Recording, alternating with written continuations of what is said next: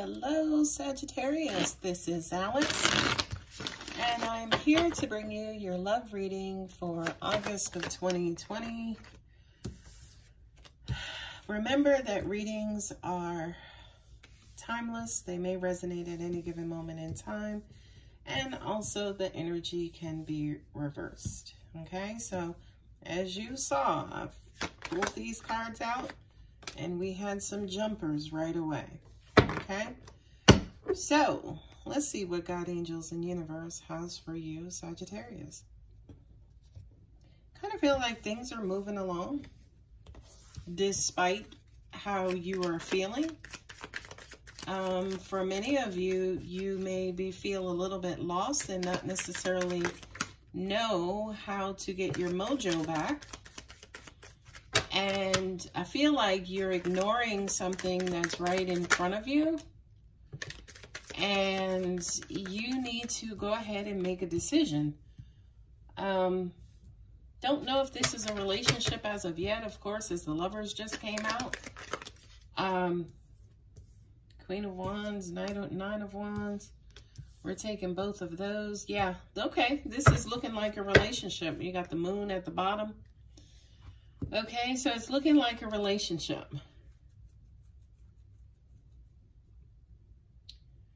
For a lot of you guys, you could have had somebody reach out to you or made their feelings known to you. Kind of came out of the blue. You could have been just, you know, minding your business and taking care of yourself and doing what you have to do. Then all of a sudden, here comes this love offer out of nowhere. Right? If this has not happened, there's a possibility that it will happen in the future. Remember, energy is fluid, readings are timeless. Okay? So it just kind of feels like, you know, you were doing your due, right? You were kind of carrying on, taking care of what you're taking care of, you know, going to see who you need to take care of. And then all of a sudden, out of the blue, you get this message or this communication regarding a new direction, right? And this new direction looks like it could have been related to maybe an ex or somebody who you might have blocked and, you know, kind of cut off. And, you know, this also could have been an ex-wife, ex-husband, you know, somebody who you either cut off or let go. They could have cut you off or let you go. Somebody you divorced. Basically, an ex, again, is kind of making a return or making maybe their feelings known, like, hey, you know, I'm thinking about maybe giving this another try, another shot.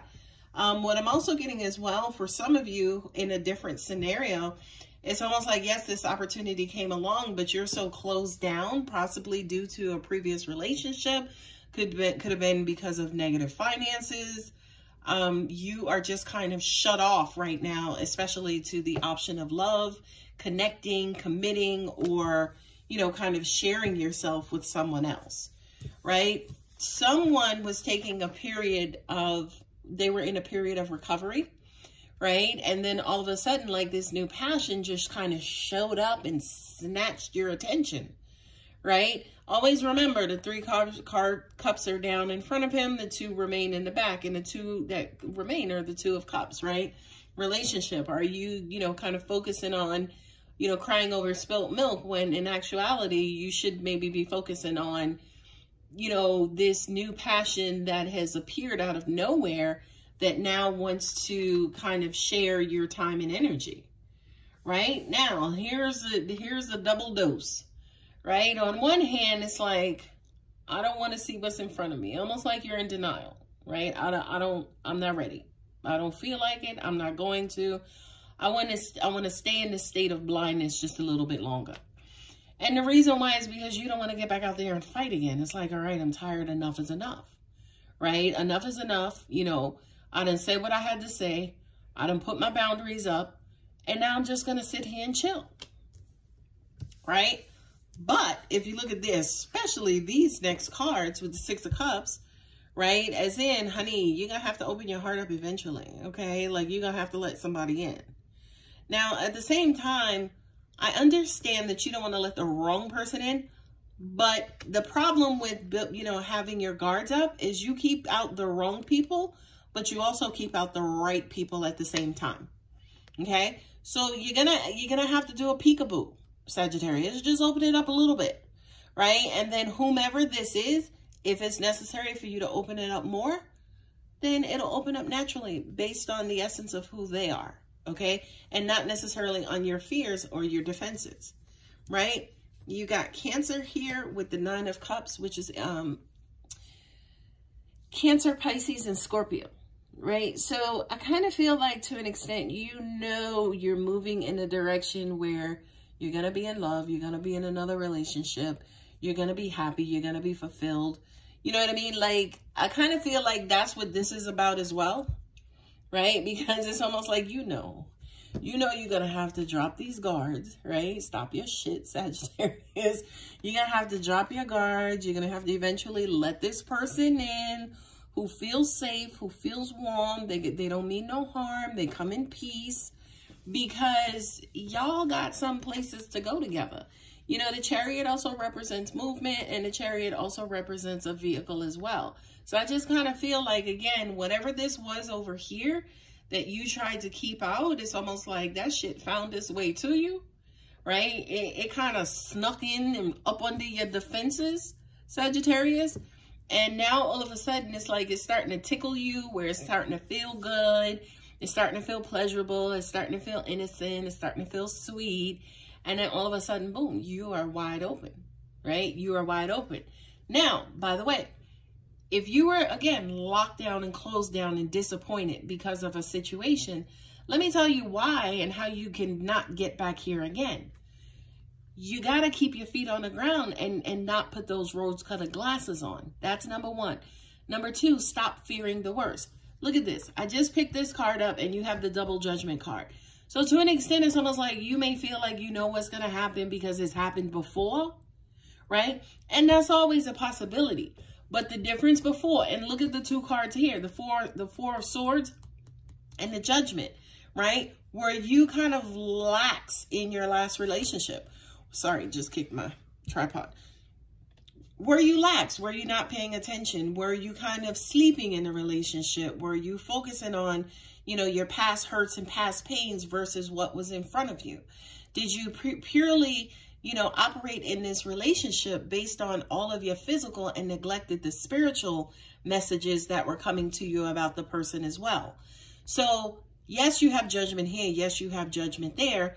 Here, you're kind of in a self-imposed exile. Here, you're just in a fog, right? So if you got disappointed and now you don't want to deal with it, or now you don't, you know, you cutting everybody off and you don't feel like getting back into anything, Sagittarius, number 1, first and foremost, I will say, I get it. I understand. It makes sense.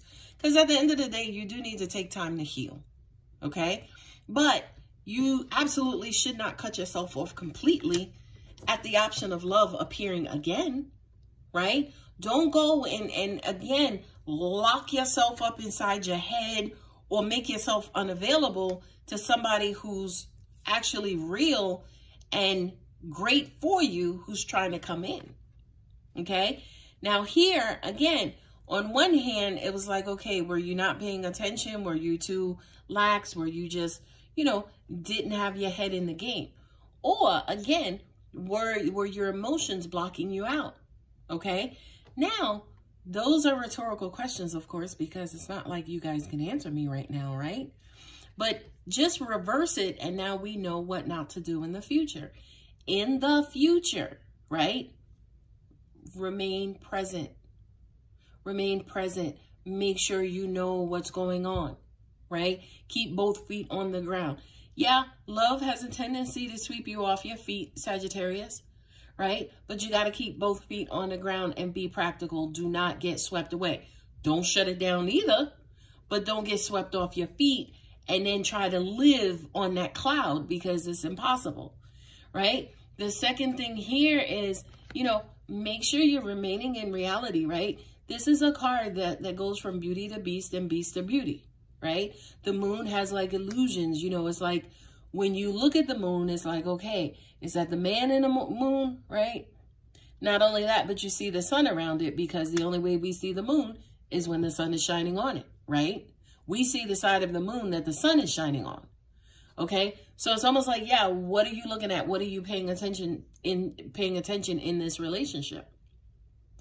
And realistically, that's all this whole reading to me is all about. It's almost like, are you shutting down love because you're blaming the love, when in fact you're shutting down love, and should you be blaming yourself for not paying attention and not being as present as you should have in your previous relationships? I'm just saying, don't shoot the messenger. Okay, so that's your tarot. Let's go ahead and see what your romance angels has in store for you, Sagittarius. Stay optimistic about your love life. Positive thinking and faith will bring you romance. Stay positive. Don't lock yourself up. I said to you guys before with the double judgment, right? You feel like, okay, it happened before, so it's probably going to happen again. Don't put that energy out there, because the universe don't know what to do. And look, the Six of Cups is under there too, right? It's like, don't put that energy out there. It's like the universe is following your lead. So if you're like, oh, it happened before, it's going to happen again. Well, you just guaranteed that it's going to happen again. Next card, healing family issues. Your love life benefits as you forgive your parents. Right. This is, you know, the past hurt and the past pain, right? You know, I said in another video, in the last round of videos, it's almost like, you know, do you have a tough time in love? Because when you were growing up, all of your main examples about love were tough relationships.